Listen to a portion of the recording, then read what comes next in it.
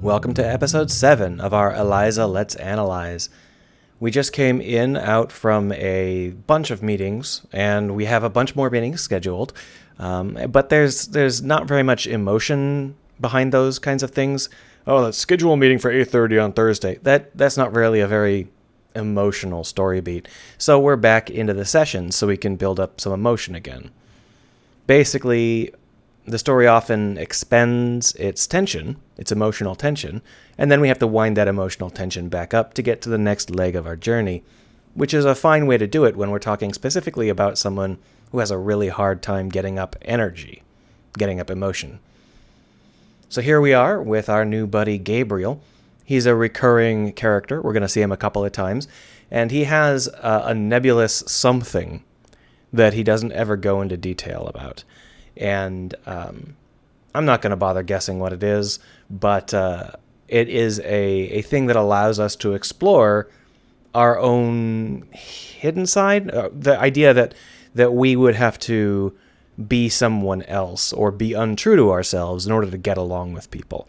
Because that's really what we're going into for our new segments. We've got some bosses that want to talk to us, and they want us to do things that we are not terribly interested in, and that we wouldn't be able to be who we are if we did those things. We've also got a friend who has her own thing going, but that may not include room for us as we actually are. But if we're willing to be more like how she wants us to be or how she thinks we are, there might be room for us there. And so this is what Gabriel's all about. He's all about the idea of sacrificing a part of yourself or hiding a part of yourself to get along with the people you hold as important, or at least the lifestyle you hold as important. Hello, Gabriel.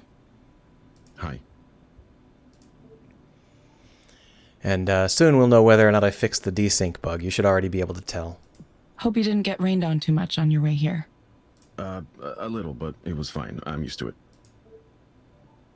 Most people here seem to get used to it, yes.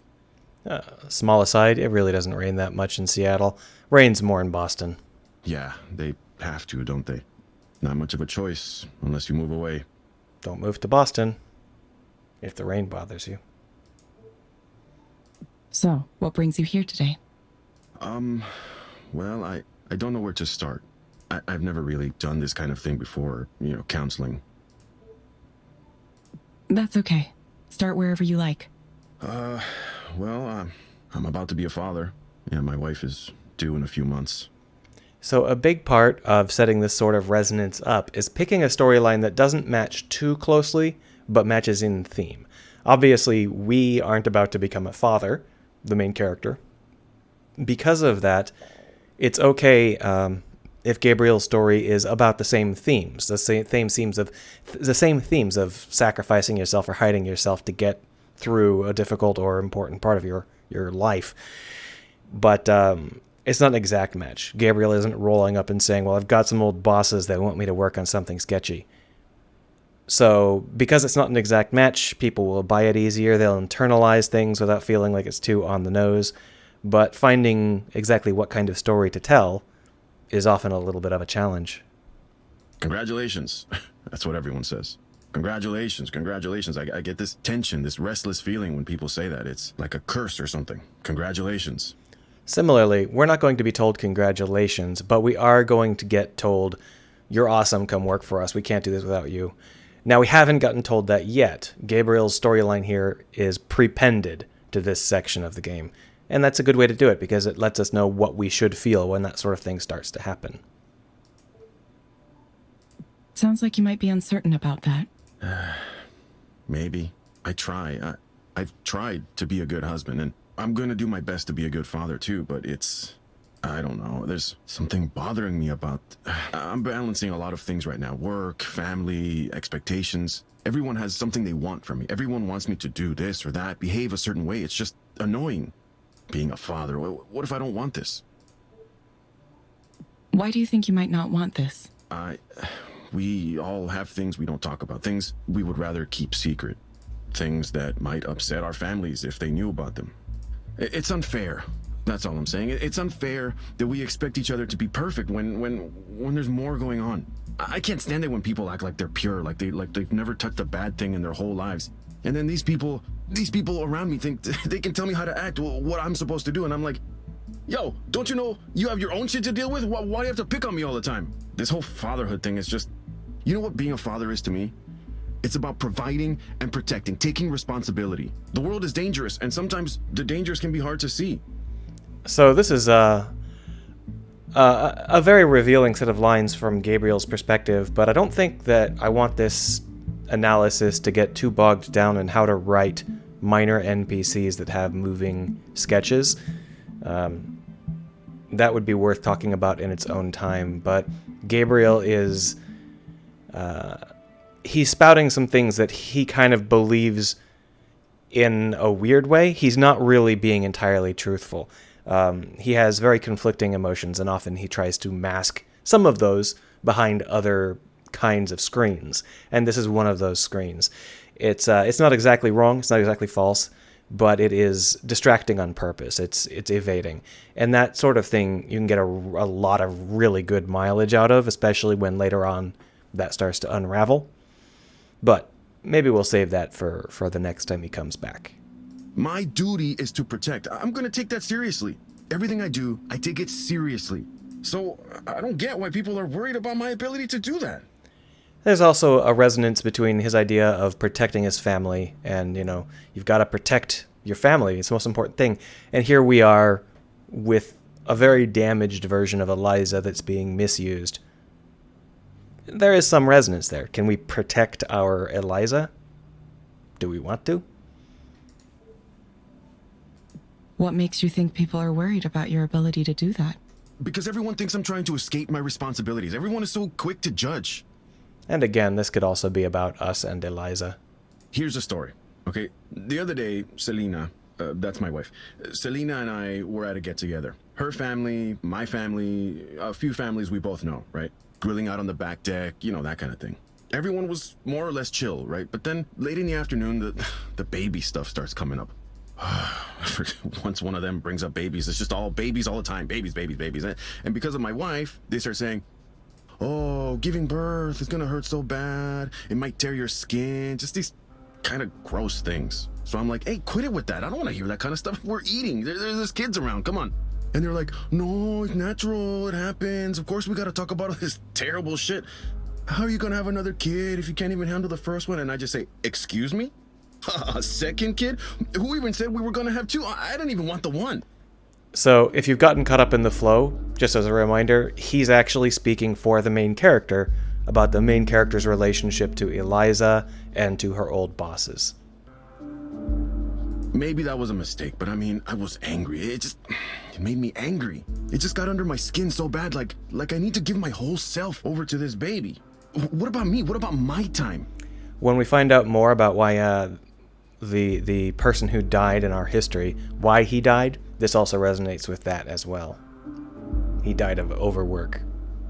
It's a really important thing for me, my time. Well, I'm just supposed to give that up? I've already sacrificed a lot, more than they can imagine. I give everything of myself away. Job, family, everyone wants me to be something for them until there's nothing left. But I can't talk about this stuff to anybody. They just say I'm being selfish. It's like what I want just doesn't matter. Here's a question, Gabriel. If you were to have something you wanted right now, what would you choose? Oh, I'd be far away from all this. Far away from everyone, just on my own for a while. Yeah, I just want to be away. Okay, Gabriel. I have some recommendations for you. All right, Eliza, lay it on us. Is it going to be a dumb app and a drug that someone paid you to recommend? First, I'm going to suggest you try a therapeutic virtual world experience called Starry Skies. It may help you take your mind off things. Try it for about 15 minutes each day, in the morning or evening. Second, I recommend asking your doctor or psychiatrist about Anexafen. Based on my analysis, this medication might help you feel better. Shock. You will get a reminder to check in with us in a few weeks. That's it, huh? You can't just tell me what to do to solve this? Some help you turned out to be. Guess I'll have to figure things out for myself. And there you go. A nice tidy bundle of emotional grist for us to internalize. Exactly like before. Thank you, Gabriel. We hope to see you back soon. Thank you for speaking with Eliza, your personal counseling partner. Now, I'd love to end the episode at the end of these sessions, but it turns out that the actual waypoints in the chapter selector are at the beginning, so let's continue. Goodbye. Let's discuss what happens after these sessions. To be honest, what happens after the sessions is mostly a matter of... Oh, he tipped us even though he hated us. What happens after these sessions is mostly a matter of just setting the tension and pacing up to a place where we're ready for the next element of the game. They're not really part of the crucial flow of the story. Soren here is basically just going to do an info dump on us. I mean, it's touching to know that he has really good eyesight. But other than that, we're just going to be making another appointment with Soren.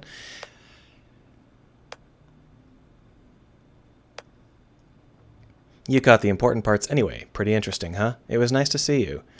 Been 2 years? Oh, longer. How do you think I did? Haven't done a talk in a while. You're trying something wild. Yep.